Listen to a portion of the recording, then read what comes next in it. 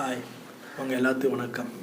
அவங்க முத்துப்பிரகாஷ் நான் ஒரு சின்னதாக ஒரு படம் ஒன்று பார்த்தேன். சபான்னு ஒரு படம், ஹிந்தி படம்.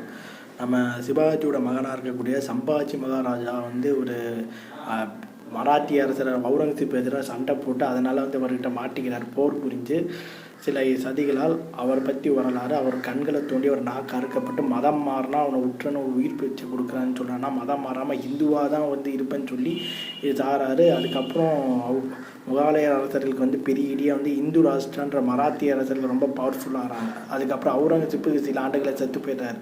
ஸோ இதுதான் இந்த படத்தோட கதை. ஸோ இதை பார்த்துட்டு எல்லாம் நம்ம வட இந்தியாவில் வழக்கம் போல் அது காஷ்மீர் ஃபேஸ், அதுக்கு முன்னாடி கேரளா, அதுக்கப்புறம் கேரளா ஸ்டோரின்னு சொல்லிட்டு இது மாதிரியான படங்கள் முற்போக்குத்தனமான கதைகள் சொல்லலாம். ஆனால் இது ஒரு வரலாற்று கதை, அதை நம்ம மாற்ற முடியாது.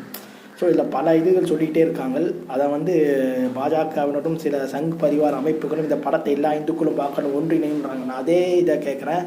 நம்ம விக்கி கௌசால் அவர்கள் இந்த படத்தோட ஹீரோ, ஆத்மிகா வந்தனாவும் அவங்களுடைய மனைவியை போன்சில் பாயா நடிச்சிருப்பாங்க. ஸோ இந்த படத்தை எடுத்த அம்பேத்கர் ஐயாவுடைய வாழ்க்கை வரலாறு படத்தினை எடுப்பதற்கு வருவாங்களான்றா என்னோட லக்ஷ்மண் கேட்குற இந்த படத்தோட டைரக்டர்.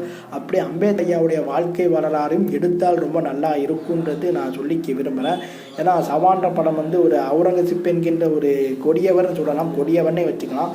ஏன்னா இந்து இஸ்லாமியர்கள் பிரிவினையை விதை போட்டு பாகிஸ்தான்ங்கிற நாடு உருவாவதற்கு காரணம் அவுரங்கசீப் தான். அதில் மாற்று கருத்து கிடையாது. நேருவே அவுரங்கசீப் இதுவே பண்ணி இந்திய பிரதமராக இருந்தவர் நேருவே அவுரங்கசீப்பை இந்த வார்த்தையை சொல்லியிருக்காரு, இந்த தகவலை சொல்லியிருக்காரு. ஸோ அப்பேற்பட்ட அவுரங்கசீப் ஓகே.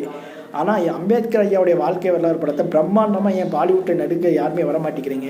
இந்த லக்ஷ்மண் கேக்கர் அவர்களும் எடுப்பார் நான் நினைக்கிறேன். அம்பேத்கர் ஐயாவோட வாழ்க்கை வரலாறு படத்தை எடுத்தால், ஏன்னா இந்துக்கள் யாரும் ஒன்றாக இருக்க மாட்டாங்களே. இந்து மதத்தில் இருக்கக்கூடிய அழுக்குகள்லாம் வெளியே தெரியுமே, இந்து மதத்தில் இருக்கக்கூடிய ஜாதிகள் தெரியுமே, இந்து மதத்தில் இருக்கக்கூடிய வர்ணாசிரமம் தெரியுமே, இந்து மதத்தில் இருக்கக்கூடிய பல பிரிவுகள் என்னென்ன நடந்துச்சு, பட்டியல மக்களுக்கான கொடுமைகள் தெரியுமே. இதுதான் காரணம்.